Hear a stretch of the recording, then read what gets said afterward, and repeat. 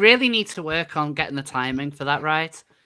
Like, I don't know whether there's a way that you can just press the button to start the stream and that plays instantly as like an intro. But that's the new intro for Seal of Approval for those of you who didn't tune in last week. It's so great. hi everyone, hi and welcome to Seal of Approval, which I believe is now on episode 46. I think.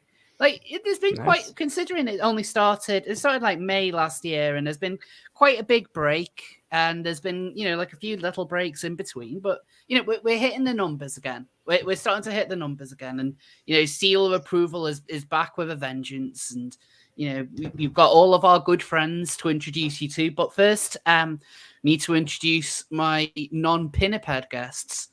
First of all, intro to Sarah Higdon. It's your first time. This is yes. like the first time. In fact, this is like the first time we've actually really chatted.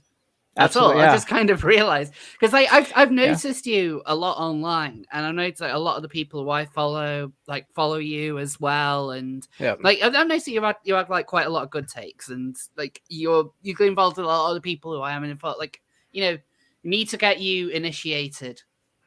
Thanks into the Seal Club. Thanks for definitely having me on. This is great, because you're right. I've followed you for a year or two now, so it's really good, and we definitely have a lot of the same circles that we talk to, and so it's been good. So thanks for having me on. Nah, that's no problem. Like, I think we really do need to kind of because I think there is kind of this community of right-leaning, center-right, or even like right-wing, like trans LGBT people specifically, and which is what the kind of the focus on Seal of Approval is going to be. At least for like that doesn't mean that we're not going to have normies or like the evil cishets.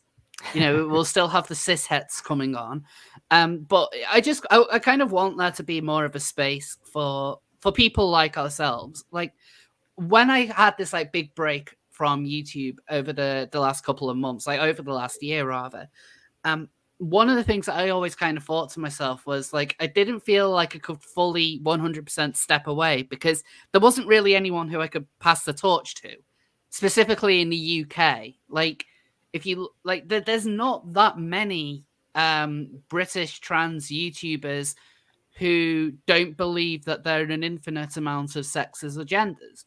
Like, if you want a trans YouTuber who's going to tell you there's only two sexes, like, there's me, and I do struggle to think of many others who are based in the UK. I don't think that there, like, if there are, I want people to introduce me to them, because I want to see that. I want to be able to, help grow other channels and other voices, because, like, we are massively outnumbered by the other side online. There's plenty of reasons as to why that is. A lot of these people on the left of it act like bullies. I think all of us here have at least at one point been harassed by these people. We've seen the way in which they will openly endorse threats against people who they don't like, and when they're called out on it, they'll just play the victim. Remember what happened to like Marcus, the offensive tranny. I remember what happened to him a couple of months back when that Mo said that that she wanted to curb stomp him, and then when I was like, no, that's not on, Mo went on a big rant about how when she came on this channel, I didn't stop the mean things from being said. It's like this is really, I looked, I don't really delete comments.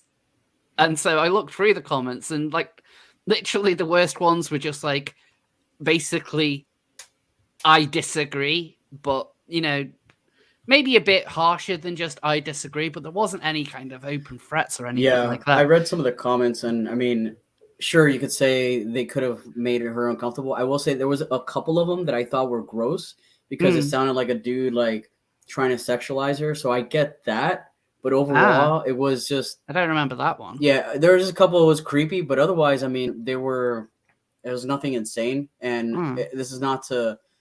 I don't know what to do about this issue too, right? It's like people that live in their feelings expect other people to police other people's reactions or the things that they say because they live in their feelings. I can't protect you from what people say. You know, I could maybe monitor a little bit. You know, like I've been doing Twitter Spaces like crazy lately, which has been awesome.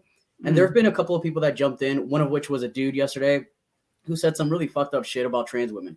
Right. You know, I let him say it because I didn't know he was going to say it. And then after that, like I removed him from the space. But my point is like, there's going to be shitty people throughout life.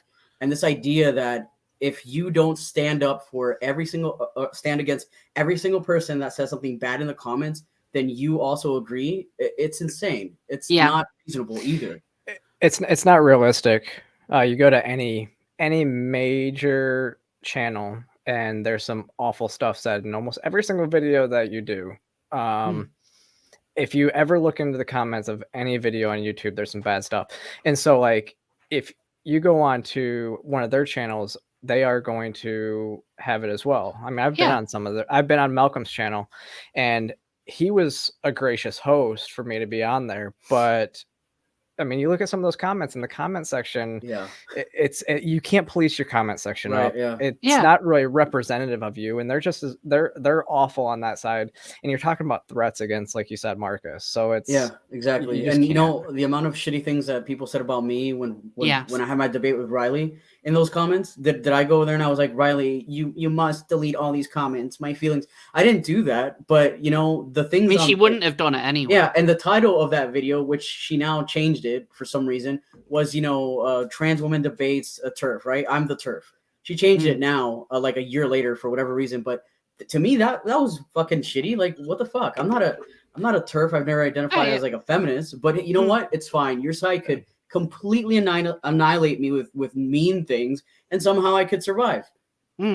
Oh yeah, but they will regularly just go on the attack. But the second they get anything kind of put against them, they will demand that you have to condemn it. And one of the things that I regularly talk about online is the two tiers of morality that progressives have, which is the standard which they have for themselves and the standard which they have for their opponents. And the opponents, like, basically, it's fine to attack them because there is always an excuse. There's always a reason. Yeah. So if you look at the way in which J.K. Rowling was doxxed the other week, the only person who I saw speak out against it on the kind of the trans activist side was ContraPoints, and she eventually deleted her response because, well, she always does. Whenever she has the same take, she gets shit on by her incredibly toxic fan base. Yeah. And, I've experienced the toxicity of a fan base. I can attest to just how fucking awful these people are. And like she got the blowback of it. And so she once again deleted it.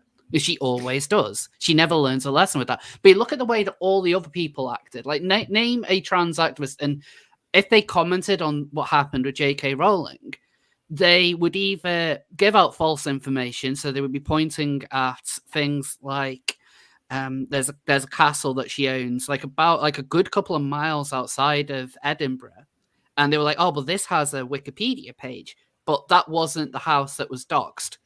Yeah. Or they would mention things like, "Oh, it's on a government website, like Visit Edinburgh," which isn't a government website. And I remember watching Callum on Lotus Eaters, and like he was going through all this stuff, and he was like, "I can't find this address anywhere."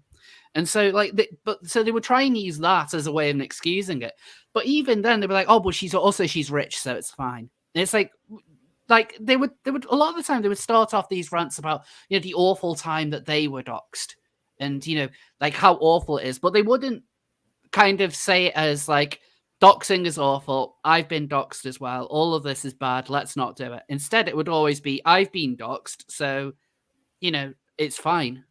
And that seems there's always an excuse. Like there isn't a single one who I actually saw just look at it and just think, yeah, this is messed up. None of them did. Yeah, there was always an excuse, and I thought it was funny that a lot of people were saying, "Oh, her house was already publicized," but it was actually she has multiple houses. That one wasn't, so they're downplaying it. I also thought it was hilarious that once again, ContraPoints making a fairly reasonable point, right? And then her entire followers are just like, "What are you talking about? She deserves to be doxxed." goes to show you once again that anything can be justified, right? It's like selective giving a shit about certain people. They don't care about us. I could be thrown into a fire at this point, and they'd be like, well, it makes sense because Mars has actually shitty things to say. So they're they don't actually care. They don't hold they don't hold themselves to the same standards they would hold anybody else to.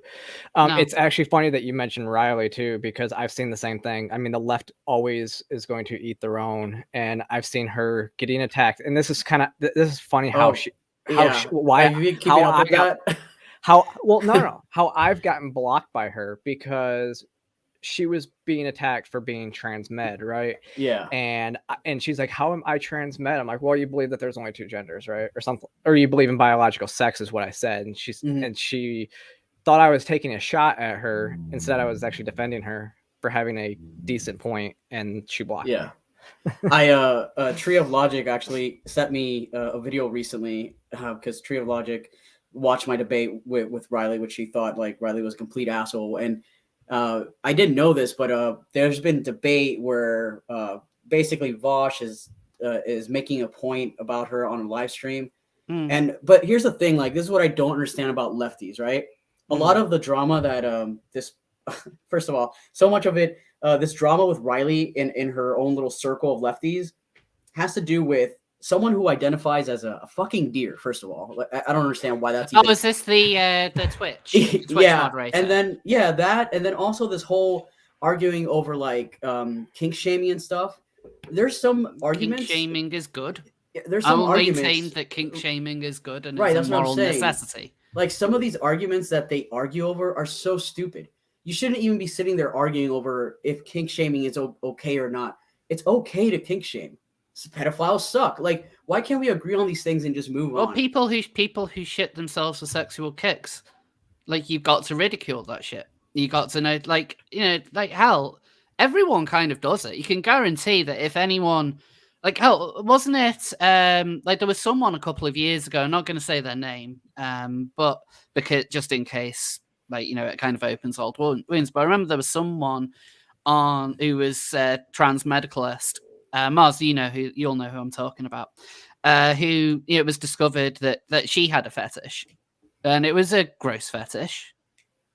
But they definitely didn't they definitely didn't believe in kink shaming at that point. They really went in on her.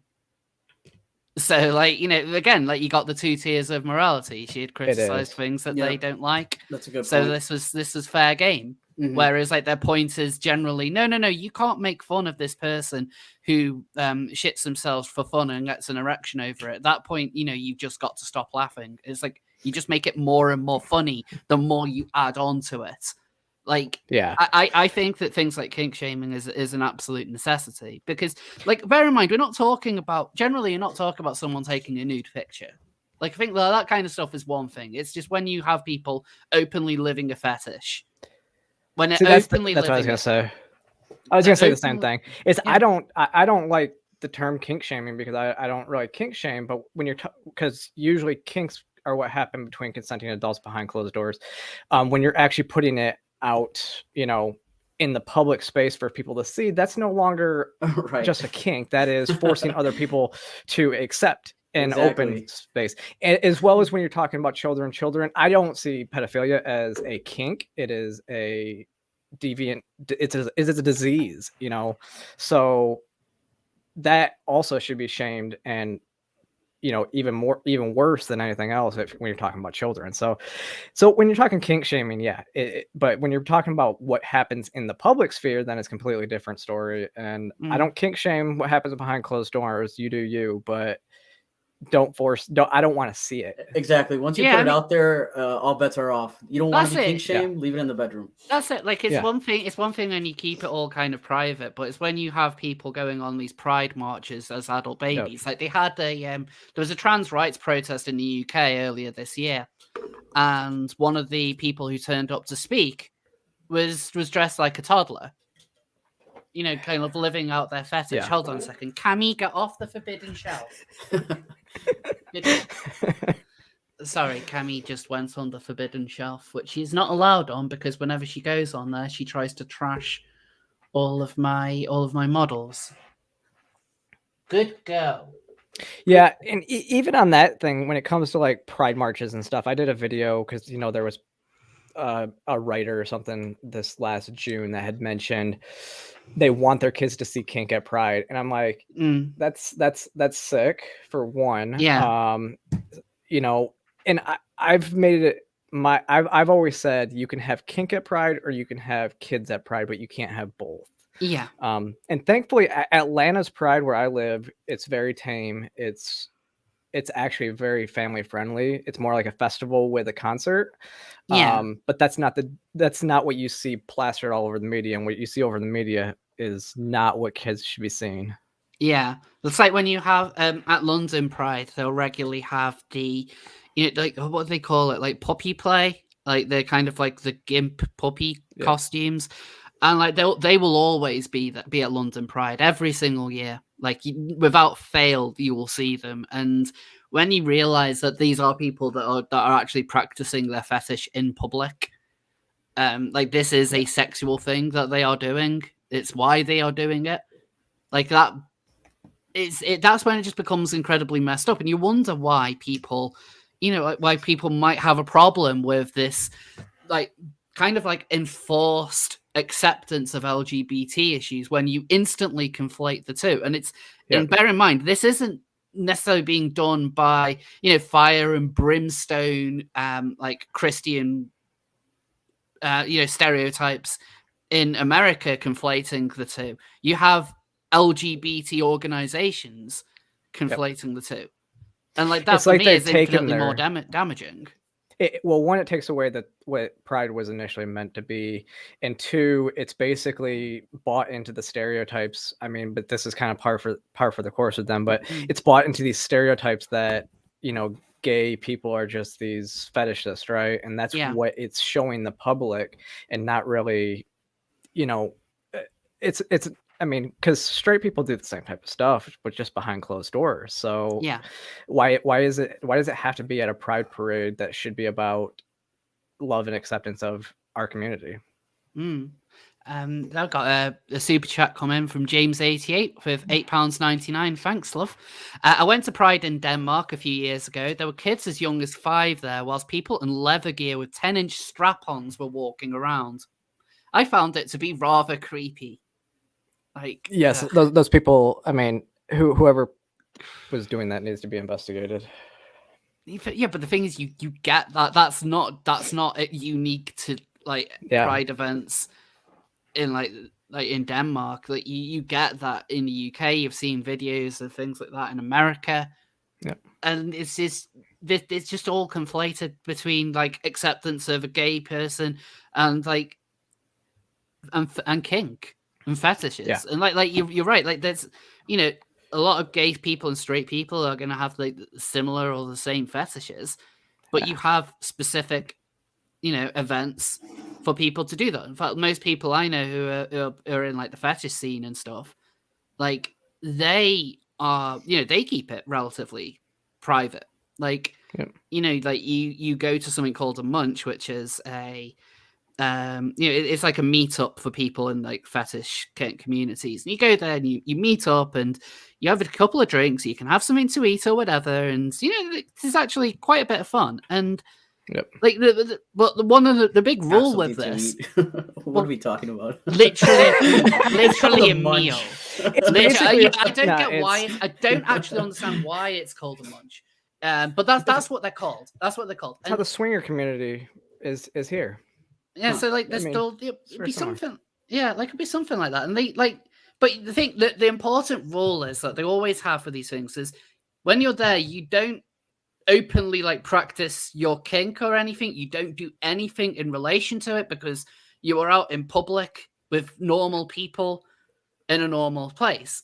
Like you can discuss events and stuff. Like don't shout it from like the rooftops or whatever, because you got to remember that you're with people who might not be open about it.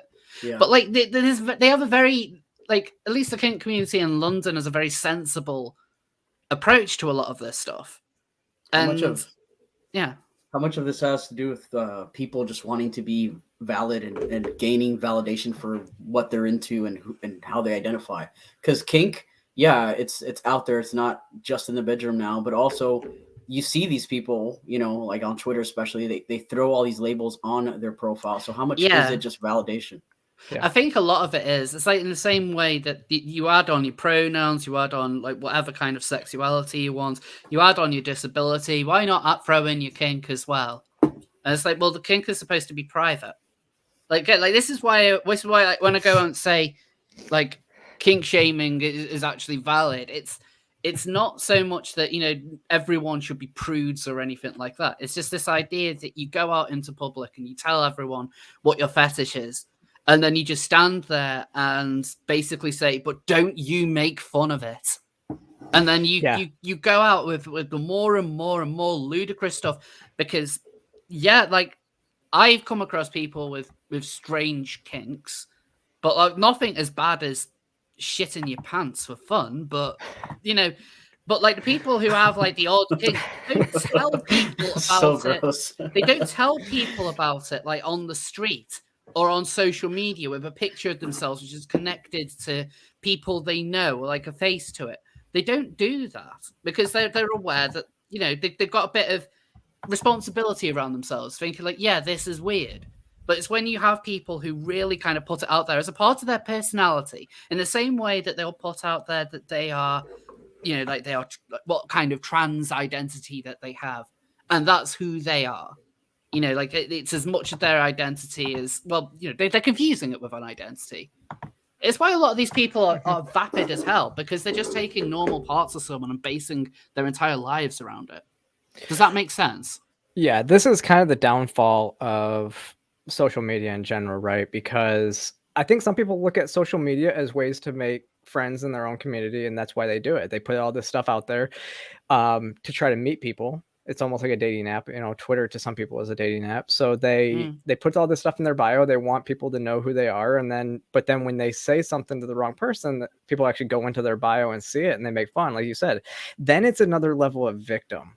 Because then they want to be the victims. And so they, like you said, they will create all this stuff and be the victim. And then they'll contradict themselves too. Like I was having a conversation with my friend yesterday who on Twitter called somebody it. And I said, that's probably the worst thing you can call a trans person.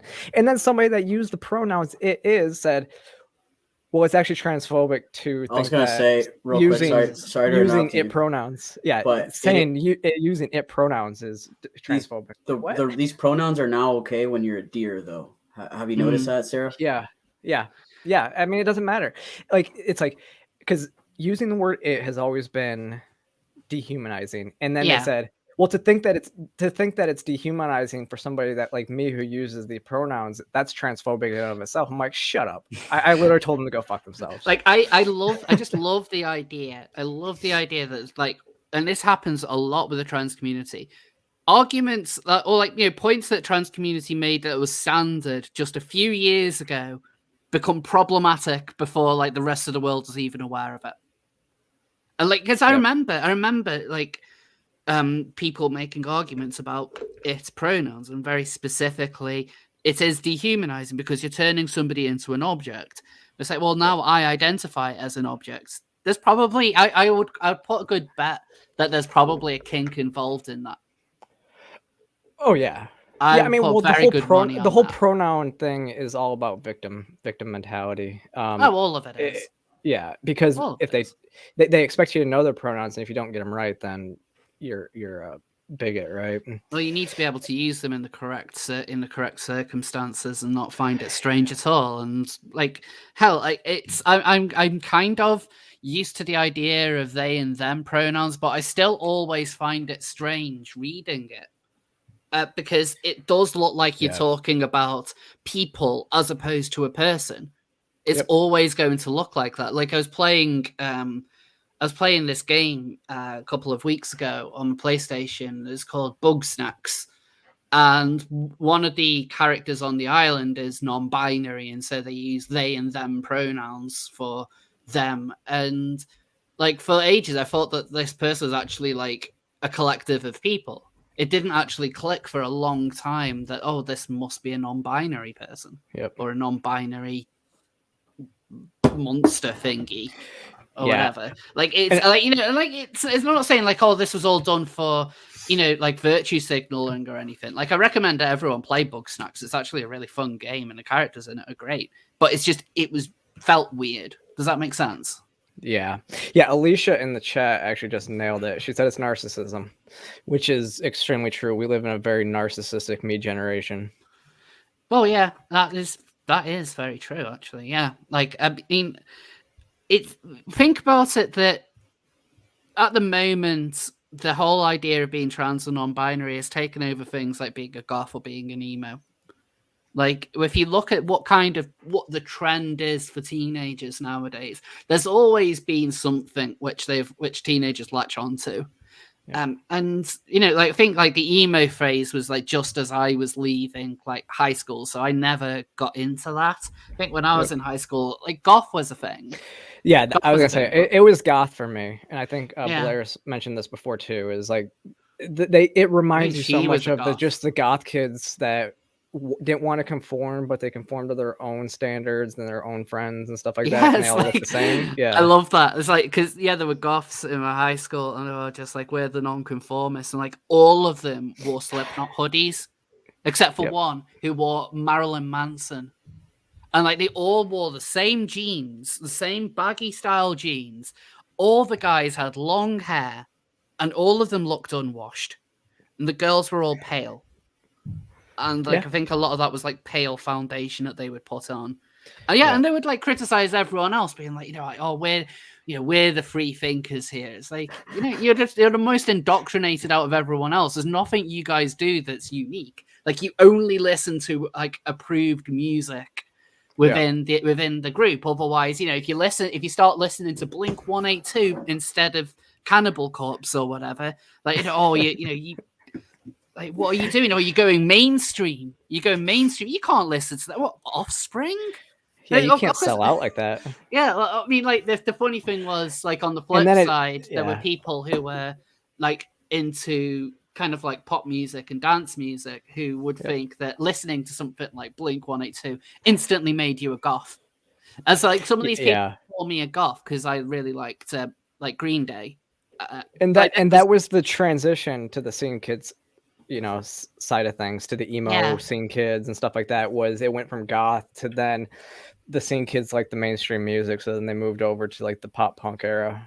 Yeah, and then like, you know, we've had like the emo phase, and now it's like, I don't know what other ones came after like the emo phase, but it does seem to be non-binary now. But the difference is, like, this time, you know, you have, like, if you could just imagine, like, 10 years ago or something, if you had corporations demanding that you respect emos, and it's the same thing. That's funny, yeah. It's the same thing. It's just crazy now, because now it's like not just identity and a sense of expressing your style or gender in a different way, but we've reached a point to where there are now surgeries specifically, apparently, for non-binary. Yeah. Again, something that a lot of people do seem to forget. They'll try and retcon other cultures and stuff into being non-binary, but non-binary really wasn't much of a thing for a very long time, even within trans communities, especially within queer communities. Like I mentioned last week, you look at early queer theory literature, they're more likely to talk about pedophilia than they are about transgender people. Way more likely to. So like this isn't something which has been particularly common. It existed in some sort of form, but it was so niche that barely anyone really noticed it. And then within the space of about 10 years, it went from being something that nobody has heard of to now, like, you see like articles about video games or something where it's like, oh, this game finally lets you use pronouns. It took them long enough. And it's like, well, 10 years ago, you had no idea. Even 5 years ago, you had no idea what non-binary person is. And it's kind of weird that if you compare, like, if you kind of go back to say like 100 years or something, and you explained to like a man 100 years ago about equal rights between blacks or whites or gays and straights, that kind of thing, like, he might disagree, but he could at least understand where you are coming from. if you were to go back in time even 10 years and try and explain to someone about non-binary genders, they're just going to look at you and think, what? Yeah. So what I've noticed is it really what happened is, like we were talking about the goth, it kind of morphed into, with the gay community, it kind of morphed into a social justice activism. So now they have two things where they belong. They belong in a social justice activism where they can constantly be victims, and then they also belong to the now they've interjected into the LGBT community for all those reasons. Because this kind of took off. Oh, is there for real? 2016? This is bullshit. Can you just like? I'm just gonna leave it right here. What the hell? So in 2016, well, in 2015, at least here in the U.S., is when we had the landmark case on gay marriage, and then it was in 2016 when Charlotte, North Carolina, passed the first bathroom bill, which caused the whole firestorm, and it caused a complete opposite take from the state of North Carolina to ban trans people from going into the bathroom of their gender. And so that is what caused this wave of activism, and these kids jumped onto it, and now they've, like I said, it's morphed from just being your identity as to who you are, like a goth kid or something like that, to now you have activism on top of it, and you have a purpose, even though that purpose is actually eroding society and they don't see it. So I got to interrupt. Scrump is in the chat, everyone. Say hi to Scrump. He's been busy moving because he's now moved. He's now moved. I'm not going to dox where he lives. But What's up, Scrump? Scrump? I was wondering where he was. Have a good stream. Yeah, he said thank have you. a good stream. Thanks, But so just because probably some people are probably wondering, I'm sure Scrump is wondering this as well. There's going to be some of you thinking, like, we've tuned in to Seal of Approval. Where are the Seals of News? Yes. Where are the Seals of News? And so, to them, I say, the Seals of News. There they are, in all their glory.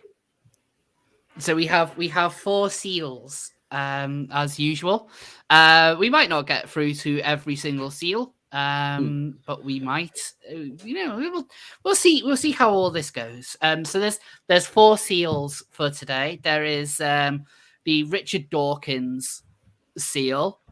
There's the Adrian Harrop seal, which, if I've got any Radfem watchers, they're probably going to be dying for that one. There's the prison seal, and then there's the Elliott Page seal, which is a relatively I don't know, meh seal, if I'm being completely honest. but Elliott Page just kind of annoys me, so I put him on there. But we got a super chat from Comic Nut 64 with the $5. As the cis het, or whatever the term is, I don't care. But I have a serious question. Why do the famous trans activists look like fun people? Well, everything That's a good question. Everything woke turns to shit. It's a proven fact. All you have to do is look at Demi Lovato, right? Yes. I mean, she went from being gorgeous to having a mullet. I don't know what it is. It's part of that culture thing of how they want to identify themselves as non-binary. Yeah. Speaking of which, just saw this in the chat from Kayan Shirayuki. My non-binary friend says it's just a way for autistic people to describe what they are. Made sense when she told me that, but I don't buy it, and it won't until studies are done on it. Like, that kind of makes sense. That would be fine. It kind of makes sense. But as like Mara said earlier, I mean, but then there's it doesn't make them new genders. Talk about transition. I mean, when you're actually talking about surgeries that you have because you're non-binary, then it becomes an issue, because then you're taking taking advantage of disabled people. Yeah, well, it still doesn't make being non-binary real. It just gives a reason as to why people might say it, and I think that kind of makes a bit of sense for some people. But I would say that there's definitely a lot of people who are just jumping onto it because they can. Mm-hmm. Like I really do think that a lot of this push, because apparently more and more people are coming out as trans every year, and you do get social power with it. You do get social power with it at the moment, at least. And so there, and the barrier for everything is so low. Mm-hmm. It's so low because all you need to this is something which I'm hoping to put into a video and to kind of go into it in more detail. But one of the arguments that gender critical people often get wrong about the trans rights side is that they think, oh, just if you put on a dress, you become a woman all of a sudden. That's not what trans activists think. Trans activists think if you say you're a woman, that's it. Yeah, that is the sole qualifier. Which they really, a lot of them need to understand that, because part of the problem with the gender critical view on what trans activists actually want is they're looking at it with the eyes of, this is the patriarchy trying to, erode women's rights. And that's what the purpose of all of this is. Like, you can argue that, the erosion of women's rights is the consequence of it. And this is something we can get into in a bit. But that's not the purpose of any of this. That's just a side effect of it. I think it's some of it. I acknowledge and recognize that. I also do understand how they can see that, they're saying that if you put on a dress, you're a woman, because a lot of them do just throw on that and they think that, but you're right. It's identifying as a woman that makes you one. Yeah, that's it. Like, they're not, they are not saying that. Like, but I do think the whole argument over patriarchy is hard to ignore when so many of the radical trans activists that are willing to threaten violence and rape threats and whatnot are biological males. But the other aspect, which I feel like is missed a lot, and that's because many of the people in the gender critical circles tend to be liberals, is the fact that it's just it's a leftist movement. It's Marxism or whatever you want to call it, but that's a big issue. Yeah, it is. That's one of the reasons why threats of violence are so common. I mean, bear in mind, for a lot of people on the left, it's the left-right spectrum is one of morality. That they are the ones who are they are good, the right is evil, and they regularly, you just use the right as another word for evil. Yeah. So when your opponent is so evil, when you've convinced yourself that your life is in danger if your opponent makes any sort of progress, you're going to be able to justify to yourself, at least, very least, the threat of violence. At the very least, that becomes acceptable then, because if you don't do this, well, you could be, I could die if that doesn't happen. And this isn't something which is unique to trans activism. I think that a lot of the time they have no kind of problem with sending these things to women, because as an additional thing, they'll see women as people who should be on their side by default. So there's almost like a treacherous take on it. And so that's kind of, like, you've seen how hard they are on people like us, right? And one of the reasons why is because we're seen as traitors. With the left, it's anyone who isn't a cis-het white man who doesn't agree with them is a traitor to the cause. Look at the way they talk about black conservatives, specifically. I always use black conservatives as an example because it's so fascinating watching anti-racists use racial slurs against them, and they still get a pass for doing so. And that's acceptable because you have the two tiers of morality. It's fine to use a slur against them because they stand for white supremacy and patriarchy and blah, blah, blah buzzwords. Mm-hmm. But you can't use a slur against us because blah, blah, blah buzzwords. There's always those two tiers, always. Like the racism of low expectations. And but it is interesting too, because it seems like the biological females who are identifying as non-binary, which seems to be the bigger trend, is it seems like they just want to identify as anything but a woman. Yeah. And like that is something where I do think the gender critical view on, like, they say that these are women who are trying to escape oppression. I'm not sure whether that is the right way to go about it, but I do think that they might have a point about these people who are women not wanting to identify as women. And one of the first things which they always do is get the binders on, or even go for mastectomies, and at very young ages as well. And so there does have to be kind of questions around that, and I can completely understand their reasoning on it. If that make I'm not sure whether I just rambled that point. No, it makes sense. Yeah. I don't know any of these SEALs except for Dawkins. I mean, I don't know I haven't been keeping up that well this week. That's fine. It's it's not this isn't.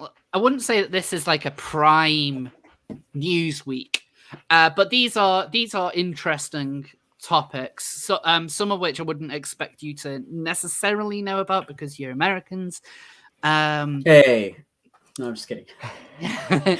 But that's it. Whilst we're kind of on the topic of things like non-binary, I might as well just knock the Elliott Page one out real quick. Yeah, let's get that one out of the way. I feel like that one's gonna be easy peasy.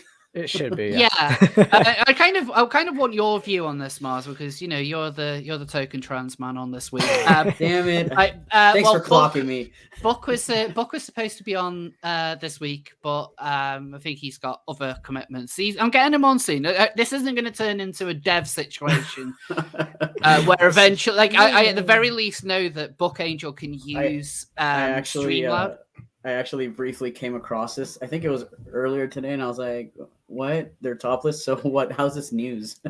Yeah, this is. I mean, this is the thing. I wouldn't have normally thought this newsworthy, but lots of places do. Yeah. Lots of places really think this is newsworthy. So just to go over it. So we see you first trapping Elliott Page, the actor who uses pronouns he, they. It's just the way in which you have sentences like that, who uses the pronouns he and they, you could say something like, who starred in Juno or like X-Men films or something like that. But it's like, no, the pronouns is the more interesting angle. I always find it very kind of fascinating when somebody starts off like with a he, they. That's already telling me that there is a part of this identity that you claim you are, being a man now, that you actually don't connect to, and you actually don't aim to be necessarily. You just don't want to be a woman. That's kind of what I get from it. In fact, a lot of FTMs, I talk about like 25 and under, because the 25 and under FTMs are just wild because they're going into it for so many different reasons. And something I've noticed is FTMs that start off, like he, him, I'm a man. As they age and grow older, they start to care less about their, gender expression. And in fact, some of them that were even pretty popular YouTubers have moved into this new space, the he, they space, which is really interesting to me, right? So you start off saying you're a man, but then there's some discomfort there, or there's something there that you recognize that you don't really necessarily connect to. And later on, you're now a he, they. It's like a pattern I've noticed this year recently. Interesting. Like I was wanting to point out Elliott's coming out article or post that you wrote. I couldn't find it. I know I've got it saved somewhere. Just quickly, super chats came in from David Prince. I enjoy your content and sound of reason. Oh, thank you so much. That's really generous.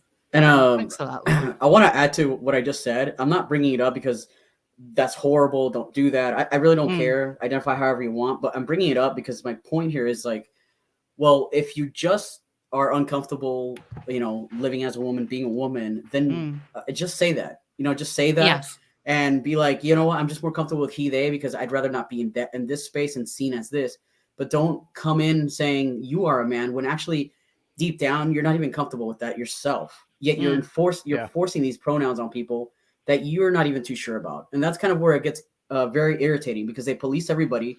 They want you to say these things, but they don't even really connect to them. Yeah. I will take the thing of Elliott Page, and I respect Elliott Page a whole lot more than somebody like Sam Smith or Demi Lovato because he's actually taken the steps to transition. Yeah, he has. And to your point, I mean, you make a good point though too that I hadn't really thought about, Mara. So that is interesting, and it makes sense. No, like I do respect him for doing that. I'm not going to be like misgendering him or anything like that. But I find kind of interesting with Elliott Page is he's he's one of these people who have like newly transitioned over the last year. So like, you know, you've got Philosophy Tube as another one, and when like these people first came out, their initial response was to just talk about kind of how hard everything is by being trans. And like, you know, Elliott Page, when he was like, you know, Ellen Page or whatever, like, yeah, like, you know, he was a lesbian and stuff, but that was never really what you talked about when you talked about him. But now he's transitioned. Right. This is all you talk about with him. Yep. And that's really strange because he's an accomplished actress. Yeah. Before this, been in a lot of notable films. Like, you know, say what you will about him, but he's got a good track record and, you know, in like solid movies. But and he was a good-looking girl. But now it's everything is in relation to the transition. Everything is about, you know, like, hell, like the way in which this whole article started, like, you know, like the actor who uses the pronouns he/they, like that's the way in which they're kind of taking all this forward now. It's just like the trans, rather than an actor who just so happens to be trans, it's now like the trans actor. Well, and this is like what I kind of hate about it. I kind of hate that it's not necessarily what Elliott Page is actually doing. It's what the media is doing to him. Because he posts something on Instagram like this, like me and you would do any other day of the week, and it's front page news. Like, why? You know, it's not him necessarily doing much. It's everybody else overblowing it. If you don't mind, I want to read this tweet by Helena, the detransitioner on Twitter. She said about this 2 minutes ago. She said, "I'm not saying this to be mean to Paige, but it is downright dystopian and creepy how the media and trans people pretend there's anything radiant about this. Fake abs or not, Paige has looked unwell in every picture since the transition."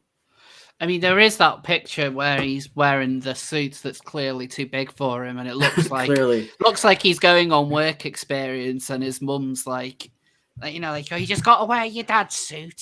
You know, you'll grow into it. I don't know what kind of voice that was. It's supposed to be some sort of raspy, the Grinch, smoky mum.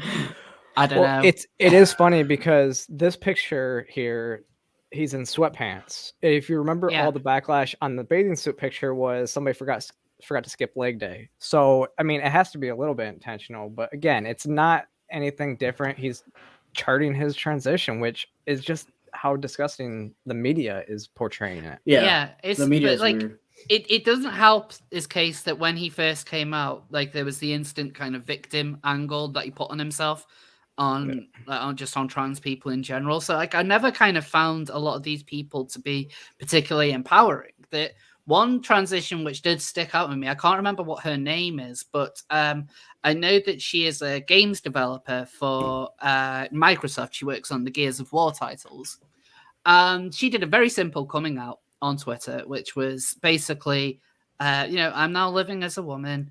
It's not the easiest thing, but thank you to Microsoft and all my friends and family for supporting me. You know, I've never been happier. And I thought, like, that is someone coming out, and that's actually inspirational. That's somebody acknowledging that they have, there are difficulties, but, you know, like, actually, you know, things aren't bad. I've never been happier about myself. Look at all the people who, you know, are actually giving me support for this. And like that, I think, is something which is inspiring. And that's the kind of story that I want to see. But so many of these high profile transitions, they instantly have to start off with the activism. It has to start off with, trans people are being killed at record rates. And that's, you know, like we can't walk down the street without someone calling us a tranny, just grabbing the nearest small dog and just launching it into our faces full pelt. And like, it's every single time, it's just, you know, they always have to put up the, you know, the absolute horror of being a trans person. This is something which I'm going to go into in tomorrow's video. And that's, so you're getting a little bit of a sneak peek. And that's kind of exactly the issue with it. Honestly, it's like, you know, if Elliott Page is happy being trans now, that's great for them. But as soon as they came out, they wrote that long letter, which made it seem like there was an attack on all trans people in the U.S. I don't appreciate that. And then on the flip side, it's like the only focus these trans activists want us to have is on everything is bad in America because it's transphobic. And also, hey, look at my glow up. And that's where it's like, okay, so what actually is happening behind the scenes? Okay, you have a six-pack, but what else has this transition affected you in any sort of negative way or positive way? Or is it all just about a six-pack and also, fighting transphobia that happens apparently at every second, despite the fact that I'm in the Midwest, I've yet to encounter it all the time, like you say. So that's kind of what I can't stand is this hypocrisy and the lies about how it's all beautiful and glamorized, but also ugly at the same time. Yet they're not talking about the reality of this ugliness, right? Like the negative side effects of tea would be great to be exposed a little bit more. Stuff like that. Again, as somebody who I'm happy with my transition, but I've also encountered negative shit with testosterone, and I can talk about both, and that's fine. Doesn't mean that it sucks, but for me, absolutely, the truth is very important. Yes. They idolize somebody like Elliott Page, which is it's the same thing as they negatively speak about like supermodels and stuff like that, right? Yeah. So does anyone have anything else they'd like to add on Elliott Page before we move on to next news? That's good. That's good. I went on my rant. I kind of had a feeling that you'd want to rant there, but I don't know. It's just something about Elliott Page. It's just kind of ridiculous, but yeah. Elliott Page just annoys me. So Sarah, so I know that we kind of jumped the gun on the Page seal, but would you like the honor of choosing a seal? Yeah, I'm not sure what. Like I said, I'm not sure what most of these are looking at, so I'm gonna have to just know. But let's just go with the Dawkins. No, Dawkins Sarah, seal. don't. I'm just kidding. No, you're kidding. Well, the Dawkins seal is probably the most interesting of the ones on there. In fact, it's probably the one which I want to talk about more than any of the others. That's a spicy seal. Yes. So let me just bring up. I did have the tweet up, but then I think it's loading in now. There we go. So Richard Dawkins. This is something which I find quite fascinating because a lot of people are kind of taking Richard Dawkins as being almost like a figure who's he's going to fight back against wokeness. Just to preface this before we go into it, Richard Dawkins is a very, very hardline Remainer. So he doesn't exactly have the most open mind when it comes to opposition against this. So if you're going to think like, oh yeah, he's on our side, he probably isn't completely, especially if you're on the right. That's just more of a preface for the people on the right. Anyway, so Richard Dawkins predictably caused a bit of a stir by sharing the Declaration on Women's Sex-Based Rights and asking for people to sign it. And naturally, this got quite an angry response from people on Twitter. So you have Katie Montgomery, openly a science denier now. What a joke. This declaration calls to ban the internationally recommended healthcare for all trans people under 18.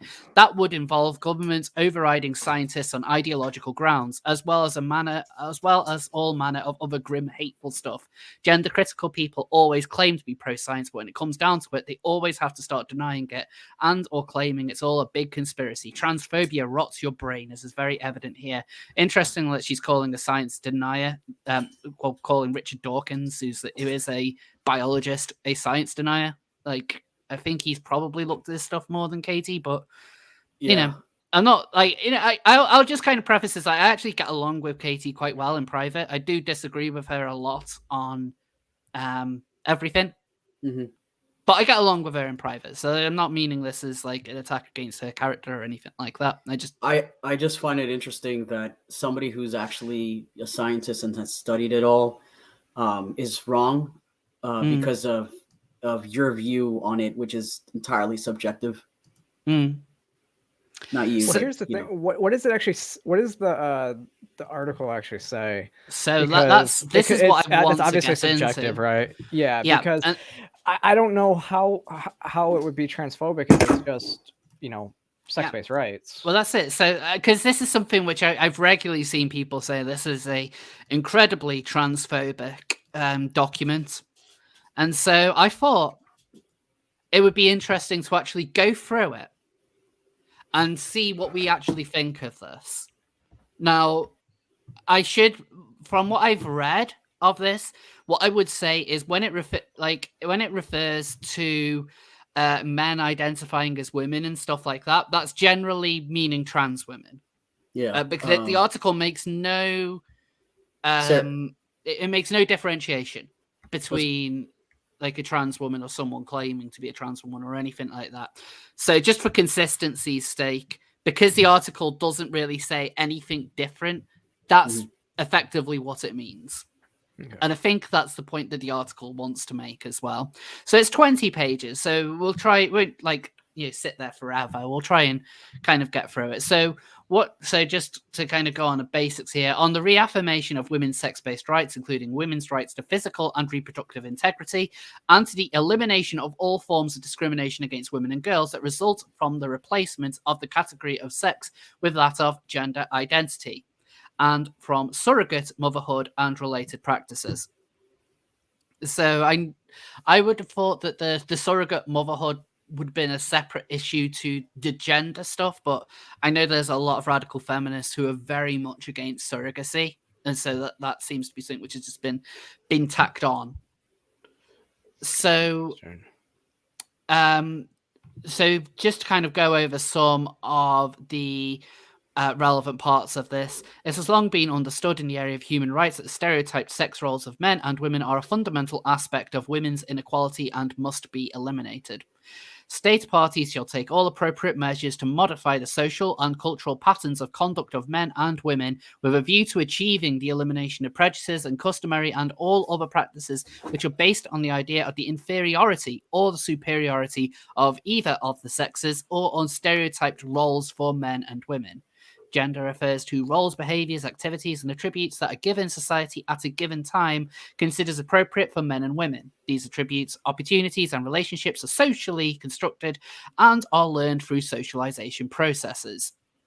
So what it goes on to is the very specific definition of gender there has been replacing category of sex, which is true, which is something which, which it as a bit of an offshoot. One of the weird things that I found with trans activism over the last couple of years is this push for multiple sexes to be a trans arguing point when gender has never had anything to do with it. Again, it's one of those things from a couple of years ago where the trans community's argument was sex and gender are completely separate. Yep. But now because there are infinite genders, there are now infinite sexes. I don't think I'll ever understand why, how this could be not contradictory. Yeah.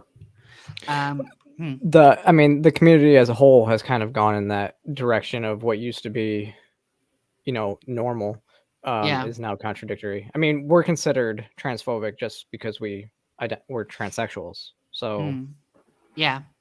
So what they're saying here, the concept of gender identity makes socially constructed stereotypes which organize and maintain women's inequality into essential and innate conditions, therefore undermining women's sex-based rights. Mm-hmm. For example, the Yogyakarta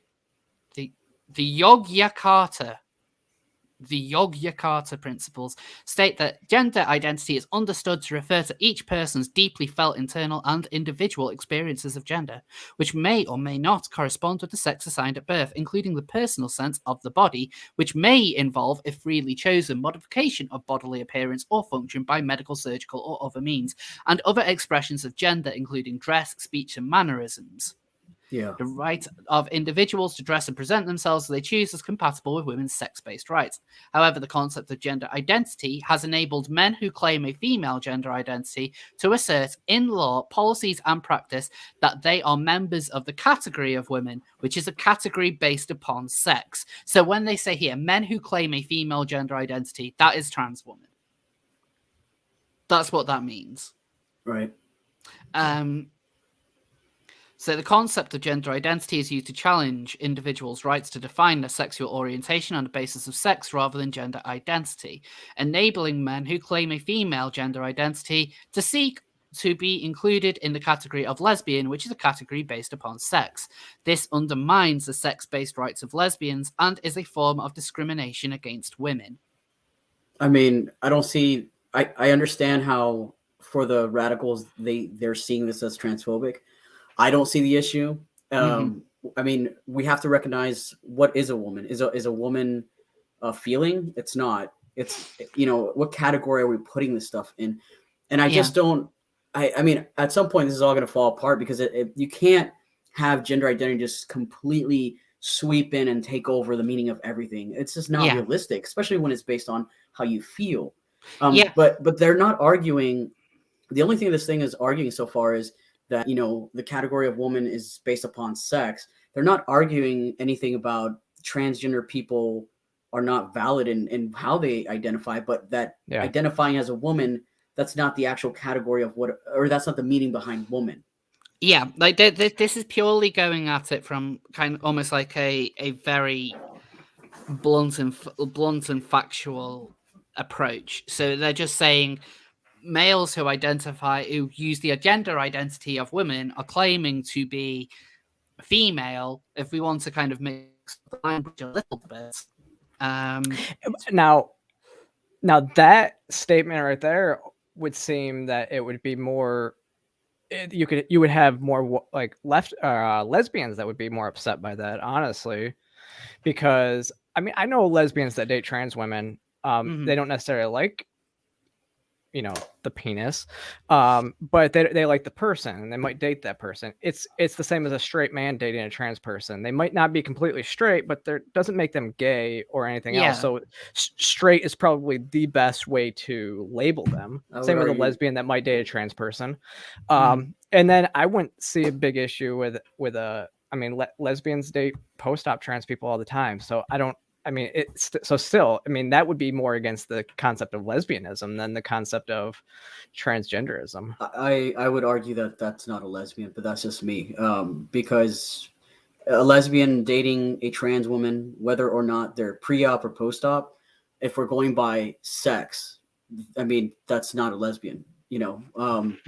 Now, if they want to identify as a lesbian, I'm not going to like bully them into not doing that. They can, but reality is, the way it's defined is based on our sex. As much as that sucks, even, you know, for me to say that, but it is. And the only reason I'm arguing this too is because we can't find you know, wiggle room through these things and just be like, actually, that literally means that now lesbian has changed into this new meaning, because it brings us to this letter that we're reading right here. That's the problem, is that we're finding comfort in a new label. That's fine, but also it doesn't mean that we're going to go into the dictionary and change the meaning. I think that is actually quite an important point, and it even reflects on the way in which, if you bring up the argument, what is a woman? Like the way in which I normally talk about, like the way I want to be seen and stuff is, I want to be, you know, like I want to be able to be seen as a woman, right? You know, it's why I transitioned, it's why I've gone through everything which I have, and you know, I'm comfortable with that, and you know, people are comfortable referring to me as a woman, and you know, like all of that works fine. But what I'm not going to do is redefine what a woman is. You know, like if you want to get really pedantic and be like, oh, you're just saying that you're an honorary woman or something like that. It's like none of that really kind of the actual kind of nitty gritty definitions don't really matter to me. What's important is I'm treated the way that I would like to be treated. I've done what is expected of me to be treated in that way. What I wouldn't look at doing is redefining what a woman is, especially with the way in which trans activists go about it, because to them, a woman and a man are literally the same thing. Right. Because all it takes to identify as either. I mean, we talk a lot about all it is to say you're a woman is just say I'm a woman. But it's exactly the same with men. It's exactly the same. Because all you need to do to identify as a man is to just say you are a man. Like it's when I did a video on why non-binary was meaningless last year, it's the same thing. Like non-binary doesn't really have a definition, because the only criteria to be non-binary is to claim you are non-binary. But the biggest difference between that and being a trans man or a trans woman now is that nobody really understands what a non-binary person is unless you're like an actual like activist or an academic, where you use very specific language that your average person does not understand at all. Like I think the idea of being able to explain to someone that you are like even non-binary in very, very plain English, I think you would have a challenge. When you come to any of the other like new genders, I think that would be impossible, because I can't even see activists defining things like multigender, which there have been plenty of, multigender is mentioned in things like Stonewall, and other like prominent trans rights groups have mentioned things like multigender. None of them can define what multigender even is. Yeah. So so like I know this is a little bit of a tangent, but the point is, I wouldn't look at redefining what woman is, but the trans article argument on this is that none of these things have meaning, and so all of this stuff is pointless. It just makes us enemies immediately. Like, that's what I don't get, is that I don't get how they don't see that we're from your average person, from their point of view, we're attacking their identity. That's kind of how it comes off as. Like, so I don't understand this push to constantly redefine things. We're just shooting ourselves in the foot. I don't want to do that. I'd rather just, like Rose was saying, transition, carry on my life, date whoever I want to date. I don't care what people think that makes me. I care about how that relationship flows and how it makes me feel. But this whole push to just change everything, it's not working out to our benefit at all. And Dawkins, this is just one letter plus J.K. Rowling. This is not even going to be the last letter or the last attempt. Somebody says, hey, this is enough. I'm going to draw the line here. We have to stand up for sex-based rights. So, I mean, there's no point in fighting this, because we're not going to win. In fact, what we should do, and I say we, I mean the radicals, if they care this much, is create a new fucking category called gender identity, and do that shit. Gender identity, bathrooms, sports, whatever. Let that be a free-for-all, but don't come in and fucking mess with everybody else's category and spaces, because it's not working out to our benefit. Well, and I was going to say the same thing about even just the trans label in general. I mean, we need to separate non-binary, and it needs to go and not use the trans label onto it, because they're not trans. Trans should be transsexual. And the fact that they can say it's transphobic, because there's two different types of trans. There's transsexuals and there's transgender. And once this transgender thing came out and they tried to change it, that's when everything happened. And that's why like transsexuals like us get thrown under the bus. So looking at some of the actual objections that they have in this article. So a lot of the time they're talking about women's participation quotas and special measures. So, for example, if you were to have an all-female shortlist as as a political party, what they're referring to here is like that trans women shouldn't be on that. The thing is, I would never go on one of those lists anyway, because I don't really like these kind of initiatives. I think stuff like that is ridiculous anyways, but you're right. But again, like, this is coming from like a lot of gender critical women are relatively left wing, so this kind of argument is normal for them. Like, it's not something which is gonna this just happened in New York too. So Article 10 is talking about sport. Specifically that men claiming female identities are enabled to participate in women's single-sex sporting activities. Women are placed at an unfair competitive disadvantage. So they're talking about violence against women, and it's based on sex and not on gender identity, which I think is quite... well, I don't know what the word I was about to use there, but I know at the end of Trans Week, there was things like International Day of Violence, I don't want to say International Day of Violence Against Women. And when I did hear it, it wasn't very loud. Wait, what was that? Anyway, so there's a Day Against Violence Against Women or something like that, and some places were seeming to be like, against all gender identities. Like, women can't even have one day. It's true. Yeah. So I mean, there was an International Day of Lesbians, and they had to include non-binary people into their like everything like that. Yeah. So So, conflation of sex or gender identity leads to collection of data on violence against women and girls, which is inaccurate and misleading because it identifies perpetrators of violence on the basis of their gender identity rather than of their sex. Recalling the commitment to equal rights and inherent human dignity of women and men and other purposes and principles, blah, blah, blah.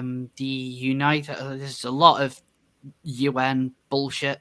I'm trying to think of all of this kind of is making me think of in the United States. Maybe you can help me, Sarah. The science, whatever person, the trans woman that's a part of the health department, and they were congratulated as first female something. Oh yes, the first female admiral. Yeah, so that's kind of like a good example to where how did we get so there? That was false. That was false anyways. So there had already been a female admiral back in like the early 2000s. So that was even worse. But and I'm like, it might be the first. You're saying it could be the first I'm like, I actually responded to that and said it should have been the first trans woman elected so that we can actually do it. But they even said female, which really was interesting because I think if we just use male and female, a lot of the confusion would be, it would go away. But we can't just do that. Like, I don't know about you guys. I'm just over the whole first trans man that eats a sandwich first. I don't fucking care, honestly. Recently there was a first non-binary soccer player. Like, yes, I saw that. Yeah. Like, is that really an achievement? Because there's still just a male. Like, all you needed to do to achieve that is just it's just the first person to say that they're non-binary. Yeah, sorry. That's all that was. Literally the first person to say it. I don't know. That's all that achievement is. I kind of jumped the gun there and cut you off, Sarah. No, you're right. So I mean, Caitlyn Jenner then was the first trans woman to win an Olympic medal, right? I mean, but no, actually. So what's interesting about this is that it did happen again. I just saw it today in New York City. There was a panel that was there was a slot on this panel or government position or something that was always filled with. It was designated for women like 100 years ago. And basically the self-ID, I'm going to say trans woman, like now has this spot. And so it's really interesting. I mean, you see this picture, he's got like he's got a bulge in this dress. I'm like, I don't get this. It was a really bad picture. Is this the red one? Yes. In New York. Yes, I remember seeing a picture of this guy. Yeah, it's Jesus Christ, that was bad. That was I'm like, can really, we talk about really this bad. dress real quick? I actually made the comment, the balls it takes to do that. I mean, that comment that you posted of was really funny. The Admiral Levine sounds too much like Avril Lavigne. I love Avril Lavigne. I love them. They're both good. Yeah. To be like conflated with this absolute swoon.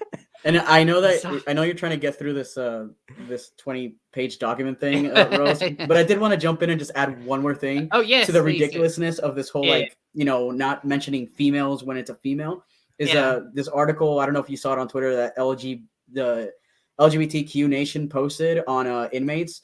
It reads, TERF inmates sue California for placing transgender women in female prisons. Oh, this was the prisons. Yeah. Oh, that's the prison seal. This is prison. Oh my God. That's prison seal. Sorry. So I totally. That's prison seal. All right. So I'll save it for that. Jump in the head. You spoiled the seal had this like little story. The only clue was prison.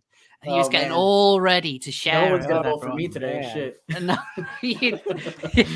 you've ruined this big surprise, Mars. Anyway, going back on topic slightly, the this part of the document here is one of the bits I think Katie was referring to as it being against the transitioning of children. So the concept of gender identity is increasingly used to gender reassign children who do not conform to sex role stereotypes or who are diagnosed with gender dysphoria, and that medical interventions that carry a high risk of long-term adverse consequences on the physical and psychological health of a child, such as the use of puberty-suppressing hormones, cross-sex hormones, and surgery, are used on children. Children are not developmentally competent to give full, free, and informed consent to such interventions, which may lead to permanent adverse consequences, including sterility. And then talks about the use of puberty-suppressing drugs, harmful practices, which I agree with. So Which I agree with. Yeah. So with this, I think it takes it into a little different fact because the only actual children, I mean, we should be talking about teenagers when we're talking about That's like this right. area, but because actually the reason why they use Lupron as this puberty suppressant is because for children who start puberty at like 8 years old, it's called it's early onset puberty, right? Which it can actually be dangerous to kids. So that's why they started using it. And that's why they've taken that science and moved it over to trans kids. I actually think that there is a small minority of kids who would actually benefit from transitioning. Yeah. The problem is with the current society right now and affirmation only care and stuff like that. That's it's hurting those kids. It's hurting those kids that could actually, use it, and it puts it into and it makes it harder for us to find those kids. It is that you're absolutely right, and I completely agree. One of the biggest problems right now is anything which isn't affirmation care is considered to be conversion therapy. It's one of the reasons why it's like there's this whole kind of debate at the moment about banning conversion therapy in the UK. And one of the big problems is when it comes to conversion therapy, it's not properly defined. Like it just seems to be anything which could be seen as talking or trying to convince someone that anything that isn't affirmation, basically. And so it could just easily be anything which is discussing whether or not you are trans. Yeah. Arguably would be seen as conversion therapy, bearing in mind affirmation. The whole point of the affirmation care is that they say they are this gender, and therefore what you need to do is just affirm them and say, yes, you're right, so you're this, and treat them as that way. That's, I mean, hell, like everything to do with transitioning is just you say it and that's it. Yeah, watchful waiting was a better solution. Yeah, and so if you're really wanting to be completely careful with this, if you want to talk about, transitioning early could definitely help, like young trans person, potentially yes. But as you pointed out, right now there's so much of it is focused on affirmation care, and just like so many parents are learning about all of this, so they're getting on board.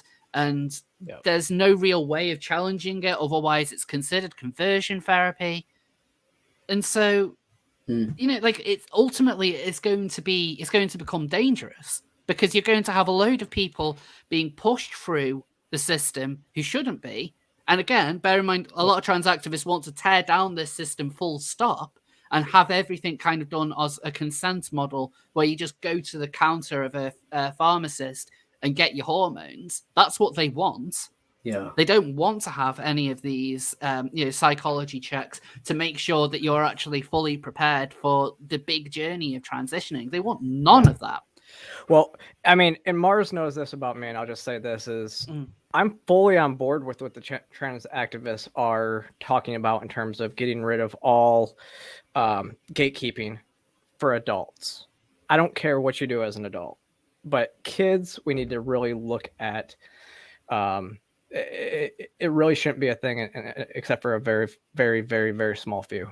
Kind of the way I see it now, I've changed my mind on some things. Like when it comes to kids, I have not been convinced that they should be put on puberty blockers or transition at a young age. I haven't been convinced. I used to see it differently out of compassion and understanding because I am trans, but I now see it from a point of view that's more factual, and I'm not convinced. But when it comes to like gatekeeping, when you're an adult, I believe you can do whatever you want to your body. However, if you're going to be able to gain access to medical transition, I don't think that if you don't have, diagnosed dysphoria, that insurance companies should cover it. You should have to just do that on your own terms, because it either is a medical thing or it isn't. And if you're saying that it's not a medical thing for you, then I don't see why you should have the right to have insurance companies just cover for, your surgeries and whatnot, because that's, I agree. You get what I'm saying? Yeah. No, I absolutely agree. Because what they want is like the full destruction of it being any sort of medical condition. And Well, so what it's they just want never is- going to get yeah. covered anyway. What they want is the erasure. They erase. I can't say that word. They don't want any cis people in the world. Let's be honest. Like, yeah, I'm just saying. And like, I actually I'm not agree. trying to. It's a little hyperbolic, but like they talk about it's a genocide against trans people, bro. Like, just stop. You guys wish there was almost no cis people left, because being a freaking part of the glitter family apparently is the only cool thing to be. I'm half joking, but not really. You get what I'm saying?